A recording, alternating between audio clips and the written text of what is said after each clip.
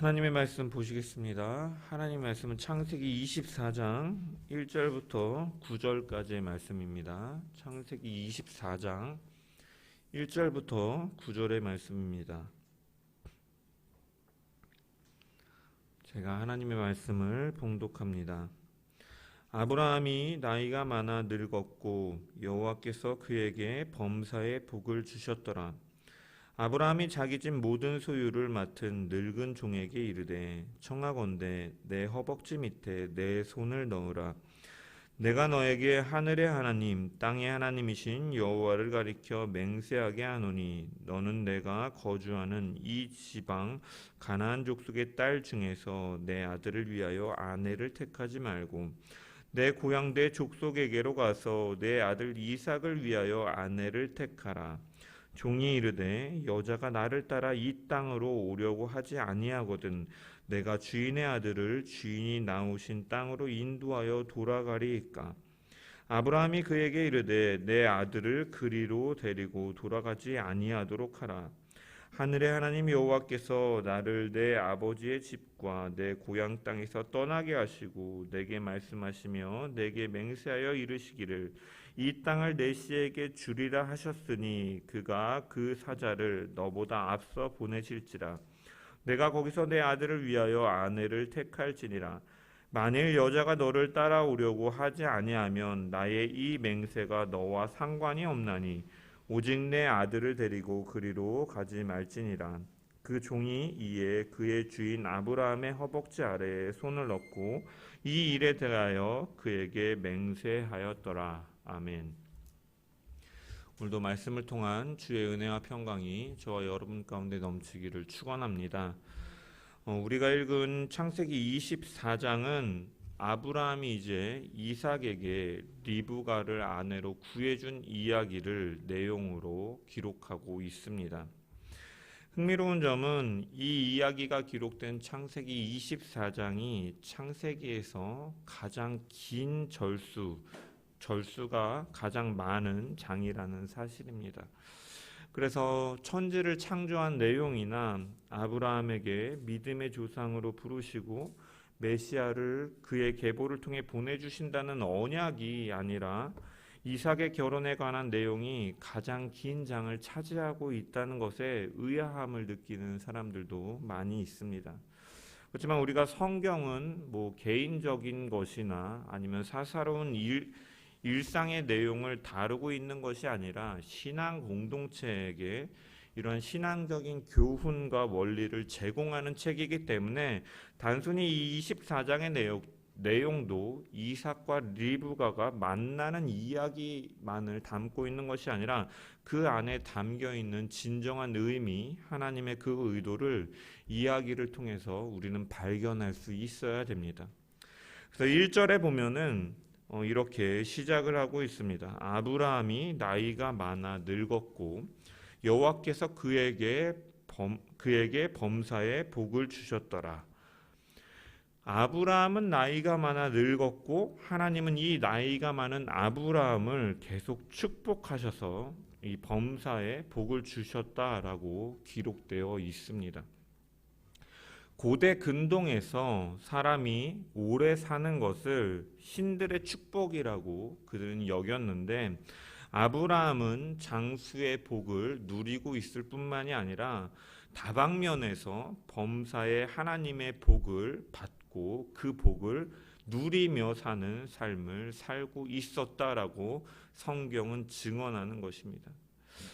아브라함의 인생의 이 말미에서 그의 인생을 살펴보면 자신의 배경과 의지할 만한 것들, 과거로부터의 그 하나님의 부르심 앞에 순종함으로 그는 나아갔고 이삭을 번제물로 바치라는 하나님의 말씀에 전적으로 순종함을 통해서 자신이 어떻게 보면 그동안 바라고 의지해왔던 미래조차도 한순간에 물거품으로 만들 수 있는 이 하나님의 말씀에 순종함으로 나아갔던 그에게 또한 하나님의 약속의 땅을 바라보고 얻기 위하여 자신의 소유와 재산도 아끼지 않고 믿음으로 행하였던 아브라함에게 하나님께서는 범사에 복을 주셨음을 우리는 그의 인생 말미에서 살펴볼 수 있다라는 것입니다. 이처럼 하나님께서는 그에게 순종하는 자에게 매 순간 범사에 복을 주시고 인도하시는 분이시다라는 것입니다. 하나님께서 자신의 그 삶을 하나님께 맡기고 하나님의 말씀과 명령 앞에 순종하는 자에게는 하나님께서는 복을 주기에 즐겨하시는 분이시기 때문에 인간을 창조하시고 가장 먼저 하신 것이 하나님께서는 복을 주셨던 것처럼 그를 지키시고 붙드시며 그 하나님의 그 무한하신 그 복과 은혜로 인도하시는 하나님이시다라는 것입니다. 그래서 성도는 언제나 그 하나님의 말씀과 그 뜻 앞에 우리는 순종함으로 나아갈 때 참된 복 안에 거할 수 있음을 우리는 발견할 수가 있는 것입니다. 이 1절의 말씀에서 보면 아브라함이 나이가 많아 늙었다라고 기록하면서 이 아브라함이 머지않아 죽을 사람처럼 성경은 묘사하고 있습니다. 특별히 여기 표현처럼 나이가 많아 늙었다라는 표현은요, 성경에서 인생의 그 마지막 일을 정리하는 모습을 묘사하는 데 사용되는 이 구절이라고 할 수가 있습니다. 그래서 여호수아서 13장 1절에 보면 여호수아가 이 죽음을 앞두고 정복한 가나안 땅을 이제 지파별로 배분하기 시작할 때 이 여호수아가 이제 나이가 많아 늙었고라는 말로 시작합니다. 또한 23장 1절에 이제 여호수아가 이스라엘 백성들을 향한 그 마지막 말을 기록할 때도 이 표현이 사용되고 있는 것입니다. 또한 열왕기상 1장 1절에 이제 다윗이 죽음을 앞두고 솔로몬을 후계자로 세우겠다라고 공표하기 시작할 때도 보면 다윗 왕이 나이가 많아 늙으니 이불을 덮어도 따뜻하지 아니한지라라는 말로 시작함을 통해서 이 다윗의 마지막 일을 정리하는 것을 성경은 묘사하고 있는 것입니다. 이와 같이 1절에 아브라함이 나이가 많아라는 표현은 머지않아 죽을 사람이 마지막 일을 하는 것처럼 성경은 묘사하고 있다라는 것입니다. 그런데 우리가 생각해 봐야 될 것은 이때 아브라함의 나이가 몇 살이었는가? 아브라함이 우리가 잘 알다시피 100세 때에 이삭을 낳았고 25장 20절에 보면은 이삭이 40세에 리브가와 결혼했으므로 이 당시에 아브라함의 나이는 140세였습니다. 그리고 이것은 전장에 사라가 죽은 지 이제 3년의 시간이 흐른 상황이었죠. 근데 우리가 생각해 보면 25장에 아브라함의 죽음을 언급하는 구절이 나오는데 그가 175세에 죽었다라고 성경은 기록하고 있습니다. 즉 24장에 이 일이 있은 이후에도 아브라함은 35년이라는 시간을 더 사는 것입니다. 이삭이 40세에 결혼해서 60세에 에서와 야곱을 낳았으니까 아브라함은 손주들이 태어난 160살 이후로도 15년이라는 시간을 손주들의 재롱을 보면서 더 살았던 것입니다. 그렇다면 성경은 왜 24장에서 아브라함이 머지않아 죽을 사람처럼 묘사하고 있는가? 그것은 이 이야기가 아브라함 생애의 마지막 순간에 한 일로 읽혀지기를 원하면서 성경은 묘사하고 있다는 것이에요. 왜? 저번 시간에도 언급했던 것처럼 아브라함과 사라의 시대는 이제 저물고 다음 세대인 이삭과 리브가를 중심으로 본격적으로 이제 창세기가 다루고 있기 때문에 그러한 단계로서 이 성경의 기자는 이 아브라함의 마지막처럼 묘사하고 있는 것입니다. 아브라함은 이때 나이가 40이 된 이삭을 결혼시키기로 합니다.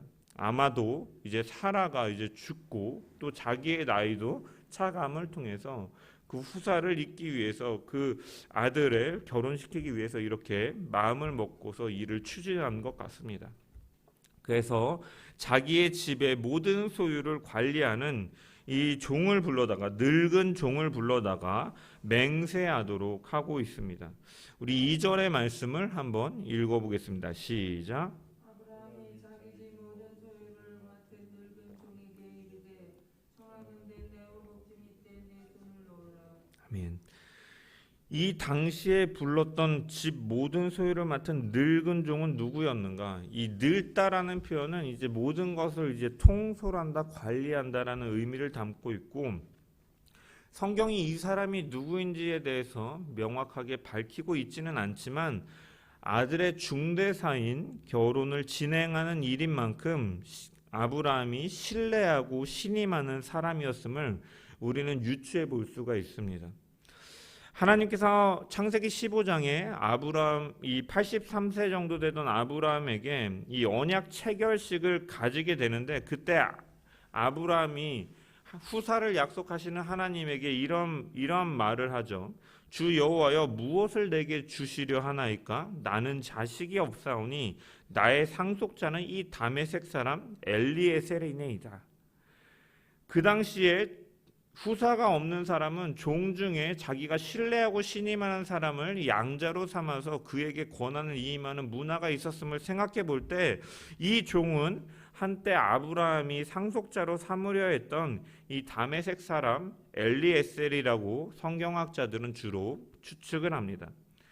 실제로 이 33절에 보면 이제 이 종이 이제 그 하란에 가서 이 그 집에 리브가를 만나게 되고 그 집에 방문하게 되었을 때 그 오빠였던 라반이 이 아브라함으로부터 온 일행들을 이 식사를 대접하는 장면이 나옵니다. 근데 이 종은 자신이 온 목적, 이 땅에 온 목적을 다 설명하고 난 뒤에야 그가 식사를 하는 모습이 성경에 기록되어 있습니다. 오랜 여정을 하고 피곤하고 어떻게 보면 여정길이었기 때문에 변변찮은 식사를 하지 못한 상태였을 텐데, 그럼에도 불구하고 그는 눈앞에 차려진 그 자신들을 대접하는 그 푸짐한 음식을 앞에다 두고 그는 주인이 자신에게 맡긴 이 자신이 해야 될 이 일을 먼저 행하는 이러한 충성된 모습을 보이고 있는 이러한 인물이었다라는 것입니다. 아브라함은 이 종에게 맹세를 시킵니다. 그런데 특이한 점은 무엇이냐? 2절 이 하반부에 보면은 내 허벅지 밑에 내 손을 넣으라. 이 허벅지 밑에 손을 놓고 맹세를 하라라고 아브라함이 말하고 있다라는 것입니다. 한글 성경은 완곡하게 번역하고 있지만 이 허벅지 밑에라고 번역된 히브리어 예레크라는 단어는요, 사실은 남성의 성기를 가리키는 표현입니다. 즉, 이 아브라함이 허벅지 밑에 손을 넣으라라고 말한 것은 그 종의 손이 자신의 생식기 위에 놓고 맹세를 하라라고 명령하고 있다라는 것입니다. 왜 이런 행동을 하는가? 이 현대의 사고로는 이해하기가 어렵지만 그 당시의 문화를 보면 맹세를 할 때는 보통 신들의 이름을 가지고 하거나 혹은 또한 맹세를 할 때는 이 맹세의 내용과 연관이 있는 행동을 하면서 이제 맹세를 합니다. 아브라함이 말하고 있는 이 이삭의 아내를 구하는 일은 이 아브라함의 씨앗, 아브라함의 후손과 연관성이 있는 일이었기 때문에, 그래서 아브라함은 종에게 아브라함의 이 사타구니에 손을 넣고 맹세를 하라라고 하는 것이고, 이러한 의미를 담고 있는 것입니다. 이어서 3절에서 4절의 말씀을 보면 내가 너에게 하늘의 하나님 땅의 하나님이신 여호와를 가리켜 맹세하게 하노니 너는 내가 거주하는 이 지방 가나안 족속의 딸 중에서 내 아들을 위하여 아내를 택하지 말고 내 고향 내 족속에게로 가서 내 아들 이삭을 위하여 아내를 택하라라고 명령하고 있습니다. 아브라함은 종에게 이삭의 아내를 구해오라고 하는데 한 가지 전제 조건을 겁니다. 그것은 바로 뭐냐면 가나안 여자를 데려와서는 안 되고 반드시 아브라함의 고향으로 가서 그의 친척에게서 구해올 것을 하늘의 하나님, 땅의 하나님이신 여호와의 이름으로 맹세하라라고 말하고 있다라는 것입니다. 특별히 여기서 아브라함이 하나님의 성호에 대해서 세 가지를 가지고 표현하고 있는데 하늘의 하나님, 땅의 하나님이라고 먼저 표현하고 있습니다. 이것은 무엇이냐? 곧 땅과 하늘, 온 우주를 통치하시는 하나님을 가리키는 표현인 것입니다.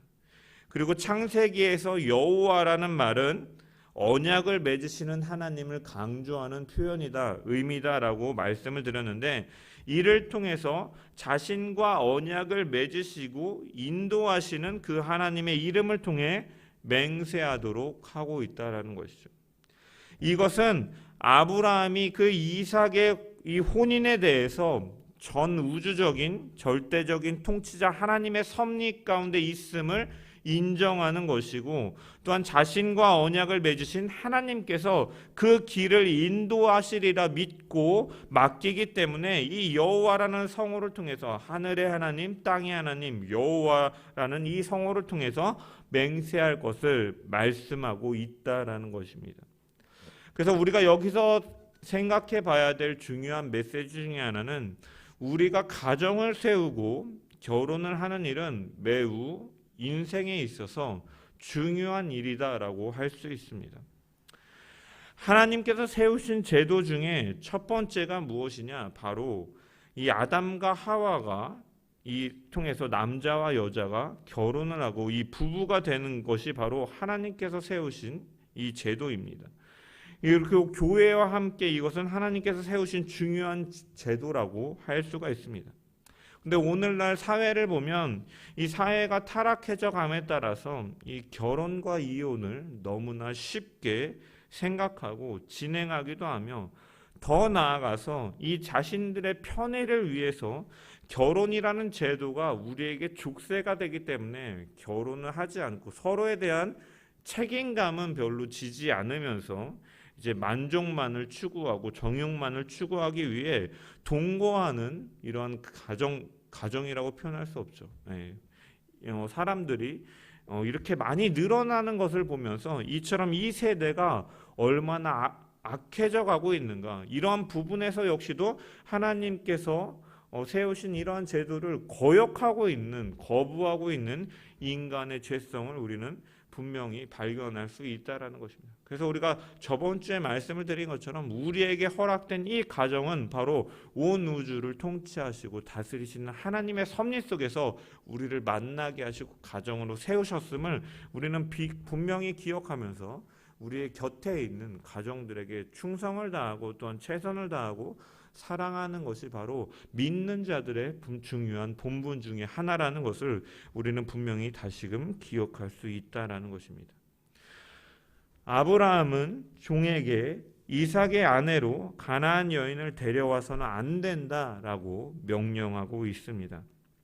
여기서 보면 가나안 여인, 이 족속의 딸을 택하지 말고라고 기록되어 있는데, 이 택하지 말고라는 말은 이 받다, 취하다라는 이 라카흐라는 이 동사에 강한 부정을 나타내는 로가 결합되어서 결코 취하지 말라는 절대적이고 지속적인 명령인 것입니다. 그렇다면 왜 아브라함은 자신이 정착하고 거주하고 있는 이 가나안에서 이삭의 아내를 찾지 않고 고향에서 구하도록 이 종에게 명령하고 있는 것인가? 그것은 자신의 씨가 가나안 사람의 씨와 섞이는 것을 피하기 위함이었습니다. 창세기 9장 25절에서 27절에 살펴본 것처럼 함의 후손인 가나안은 이미 하나님으로부터 저주를 받은 자들이었고, 또한 15장에서 하나님께서는 가나안 사람들을 심판하시고 그들의 땅을 아브라함의 후손들에게 주실 것을 약속하셨습니다. 이것을 잘 알고 있는 아브라함은 자신의 후손들이 가나안 사람들과 피를 섞는다면 그 문제는 복잡해지고 하나님의 약속을 또한 위기에 빠뜨리는 일이었기 때문에 그는 강한 부정의 명령을 통해서 그는 이 일을 금하고 있는 것입니다. 또한 아브라함은 가나안 땅으로 이주한 이후에 오랜 시간 동안 가나안의 여러 곳을 돌아다니면서 살았으면서 그 가나안 그 족속들의 사람들의 생활과 풍습을 그는 직접 눈으로 보고 경험하였던 것입니다. 아브라함이 이때 보았던 이 가나안 족속은 매우 타락하고 부패했고, 이 소돔과 고모라의 이야기에서도 드러나는 것처럼 성적으로도 물러나고 도덕적인 타락은 이루 말할 수 없는 그들의 문화와 생활 습성들을 아브라함은 보았던 것입니다. 따라서 아브라함의 이러한 경험들에 비추어 볼 때 언약의 후사인 이삭이 그 아내를 가나안 사람들 가운데서 얻는다라는 것은 거룩한 언약의 가정을 더럽힐 수 있는 위험한 일이었기 때문에 이처럼 가나안 여인을 이 이삭의 아내로 택하지 말라라고 명령하고 있는 것이고, 이것은 바로 아브라함의 신앙의 고백이자 믿음의 행위로서 이렇게 하고 있음을 우리는 분명히 깨달아야 한다라는 것입니다. 인종차별적인 그러한 관점에서가 아니라 이러한 하나님의 백성으로서의 정체성과 거룩함, 그리고 하나님의 이 언약을 그가 기억하면서 그 언약을 이뤄나가기 위해 충성되이 신실하게 순종함으로써 이 일을 하고 있는 믿음의 행위로서 우리는 바라봐야 된다라는 것입니다. 노아의 때에도 보면은 하나님의 심판이 온 세상에 임하였던 이유 중에 하나가 무엇이냐? 믿음의 아들들, 하나님의 아들들이 이 사람의 딸들과 결혼함을 통해서 그 하나님의 심판이 임하였던 것을 아브라함은 대를 이어져 들어오면서 그는 알고 있었습니다. 하나님의 아들들이 사람의 딸들에게로 들어가 자식을 낳았으니 여호와께서 사람의 죄악이 세상에 가득함과 그의 마음에 생각하는 모든 계획이 항상 악할 뿐임을 보시고 땅 위에 사람 지으셨음을 한탄하사 마음에 근심하시고 내가 창조한 사람을 내가 지면에서 쓸어버리리라. 이처럼 하나님의 심판이 임할 것을 알고 있었기 때문에 그는 가나안 족속에게는 하나님을 두려워함이 없다라는 사실을 알고 있었고, 따라서 약속의 아들, 이 믿음의 아들 이 이삭이 가나안 불신자들 이 사람의 딸들과 결혼하게 할 수 없었음을 아브라함은 이렇게 고백하고 의지를 드러내고 있는 것입니다. 아브라함의 이러한 태도는 우리에게 깊은 깨달음을, 교훈을 준다고 할 수 있습니다. 만약에 이삭이 가나안 땅의 여인과 결혼하였더라면 아브라함에게는 어떠한 영향이 있었을까? 이러한 신앙적인 관점을 떠나서 그는 어쨌든 이방인과 같은 역할이었는데, 그 땅의 가문의 여인과 아들이 결혼하게 된다면 그 땅 안에 좀 더 자리 잡을 수 있는 자신의 입지를 편안하게 가져올 수 있는 일이었습니다. 이 땅에서 자신의 세력을 더 크게 번성시킬 수 있었으며 인간적인 방법으로 자신의 삶과 그 가정에 안정을 가져올 수 있는 일이었다라는 것입니다. 정략 결혼을 통해서 아브라함은 이미 위대한 지도자로 또 그리고 이 강대국 그돌라오멜 연합군과의 전투에서 승리하는 이러한 명성과 명예를 가진 사람이었기 때문에 유력한 가문과 힘을 합쳐서 더욱 세를 불릴 수가 있었고, 그 땅에서 결혼하고 가문들이 합쳐짐을 통해 더욱 쉽게 땅을 얻고 편안한 방법으로 그곳에서 부와 명예를 늘릴 수 있었다라는 것입니다. 하지만 아브라함은 그렇게 하지 않았다라는 것이죠. 우주를 통치하시는 하나님께서 이 함의 후손인 가나안은 저주를 받을 것이고 셈의 후손들을 축복하셨고 가나안 백성들은 진멸하시고 이 아브라함의 후손들에게 이 땅을 주실 것이라는 사실을 그는 분명히 알았기 때문에 그는 그들과 하나님을 경외하지 않는 자들과 함께 없음에 대해서 분명히 그는 알고 편안한 길이 있음에도 그 길을 선택하는 것이 아니라 분명하게 믿음으로 그는 실천하면서 나아갔음을 우리는 발견할 수가 있다는 거예요. 편한 길이고 쉬운 길이 있었음에도 불구하고 그는 하나님의 언약을 이루기 위해서 구별됨과 거룩함을 추구하면서 자신의 고향으로 이삭의 아내를 얻을 것을 그 종에게 명령하고 있다라는 것입니다. 이러한 신앙적인 요구와 결단은 성경에서 언제나 사실은 믿는 자에게 요구되는 특징이라고 할 수가 있습니다. 신약 성경에도 보면 동일하게 성도들에게 명령을 합니다. 고린도후서 6장 14절에서 16절의 말씀을 보면 너희는 믿지 않는 자와 명예를 함께 지지 말라.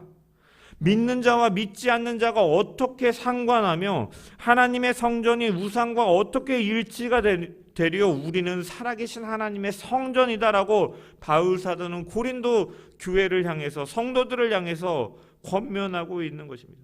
이처럼 하나님의 자녀이며 성령으로 거듭난 약속의 성도들은 결코 불신자들과 같은 길을 걸어갈 수 없음을 우리는 성경의 교훈에서 분명하게, 이 아브라함의 종을 향한 이 명령과 맹세 속에서 우리는 분명하게 발견할 수가 있고, 우리는 거룩히 구별되어 살아가야 됨을 우리는 기억해야 된다는 것입니다. 베드로 사도는 성도들에게 오직 너희를 부르신 거룩한 이처럼 너희도 모든 행실에 거룩한 자가 되라. 기록되었으되 내가 거룩하니 너희도 거룩할지어다 하셨느니라. 이처럼 성도는 너희를 부르신 거룩한 이처럼 거룩한 자가 되라. 세상과 같지 아니하고 거룩한 자가 되라라고 베드로 사도는 권면하였던 것입니다.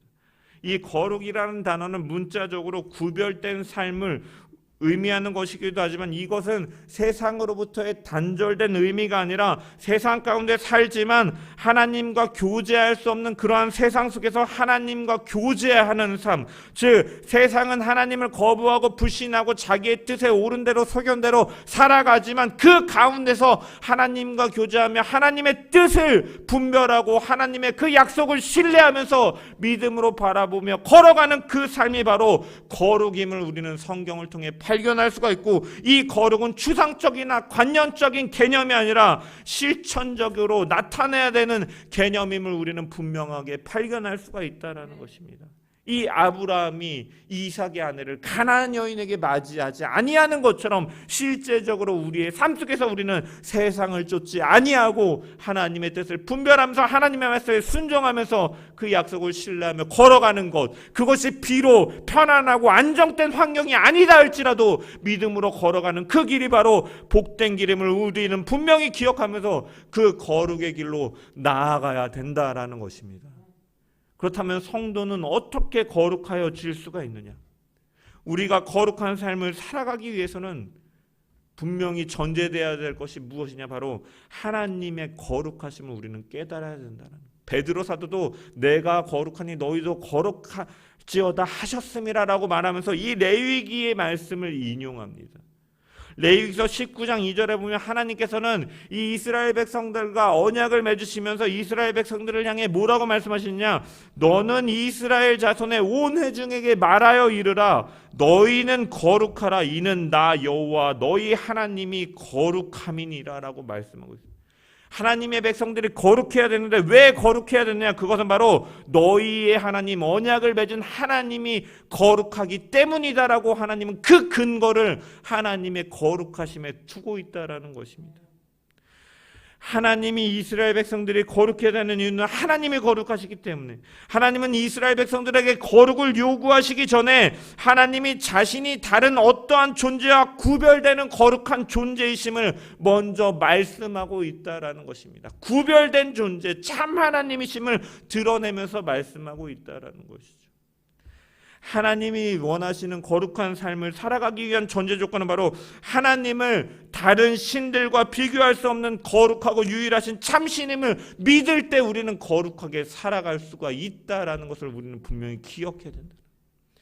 이 절대적인 믿음이 있을 때 우리는 거룩을 삶을 살아갈 수가 있다는 거예요. 여러분, 이 세상에는 사람들이 만들어 놓은 이 신들, 우상들이 많이 있고 신과 같은 존재들이 많이 있습니다. 그래서 사람들은 이것들을 섬기면서 살아갑니다. 그것은 사람의 능력이 될 수도 있고, 능력 있는 사람이 될 수도 있고, 아니면 물질적인 것들이, 돈이 곧 신이 되어서 그것을 쫓는 사람들이 있고, 또한 인기나 권력이나 부, 명예 같은 것들이 자신의 삶의 문제를 해결해 줄 것이라고 믿고 의지하며 살아가고 그것이 신이 되어서 그것을 쫓고 추구하고 그것에 매여서 살아간다라는 것입니다. 그러나 우리는 하나님이 이 땅을 창조하시고 통치하시고 주관하시고 구별되셔서 거룩하신 그 참 하나님, 참신, 유일하신 하나님을 믿는 신앙으로 살아갈 때 우리는 그것에 의지하지 않게 되고 하나님을 쫓아 그 거룩을 내 삶 가운데 이루며 살아갈 수 있게 된다는 것입니다. 그렇기 때문에 성도가 거룩해질 수 있는 그 전제는, 근거는 바로 하나님이 거룩하심을 믿을 때, 그분이 참 하나님이시고 유일하신 하나님이시고 세상에 있는 다른 사람들이 신으로 여기는 모든 것들이 사실은 썩어질 것에 불과하며 온전히 살아계신 하나님만을 인정할 때 그분을 신뢰하고 그 하나님의 거룩을 살아갈 수 있게 되는 것처럼, 우리가 참 하나님을 믿음으로 신뢰하고 나아갈 때 우리는 거룩한 삶을 살아갈 수가 있게 된다라는 것입니다. 이 아브라함의 고백 속에서도 우리는 발견할 수 있어요. 종에게 맹세하여 말할 때 하나님의 성호를 하늘의 하나님, 땅의 하나님, 여호와라고 그는 부르면서 맹세하고 있다라는 것입니다. 이 고백 속에는 온 우주를 창조하시고 주관하시는 통치자 하나님을 나는 분명하게 믿고 그분을 거룩하신 하나님으로, 참 하나님으로 인정한다라는 그 믿음이 아브라함에게 있었기 때문에 그는 거룩을 추구하고 있다라는 것이죠. 가나안 여인을 데려오지 말라라고 말하고 있는 것입니다.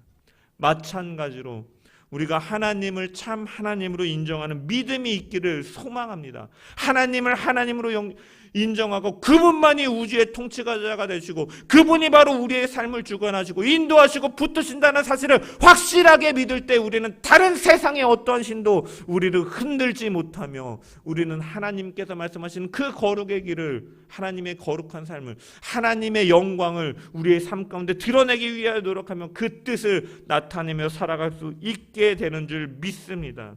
그러한 믿음으로 살아가는 저와 여러분 되기를, 그 확실한 신앙의 고백으로 살아가는 저와 여러분 되기를 주님의 이름으로 간절히 축원합니다.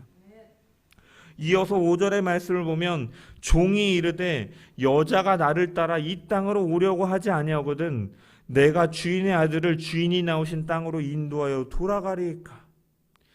종은 아브라함에게 말하고 있습니다. 만약에 그곳에 가서 여자를 만났는데 그 여자가 저를 따라 이 땅으로 오려고 하지 않으면 어떻게 할까요? 주인님의 아들인 이삭을 데리고 주인님의 땅 고향으로 가서 만나게 할까요? 라고 물어보고 있는 것입니다.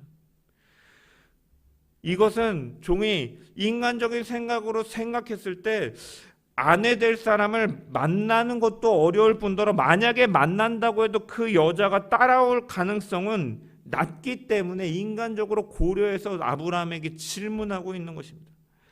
이 가나안 땅에서부터 이 아브라함의 고향까지는 약 800여 킬로의 거리, 약 2달간에 걸리는 거리, 그 정든 부모와 형제들이 그곳에서 정든 부모와 형제들이 있는 그 고향을 버리고 낯선 사람을 따라서 낯선 땅으로 갈 여인은 쉽게 나타날 것 같지 않기 때문에 물어보는 것이, 거기다가 신랑 될 사람도 한 번도 만나본 적이 없이 집을 떠난다라는 것은 너무나 큰 모험이죠.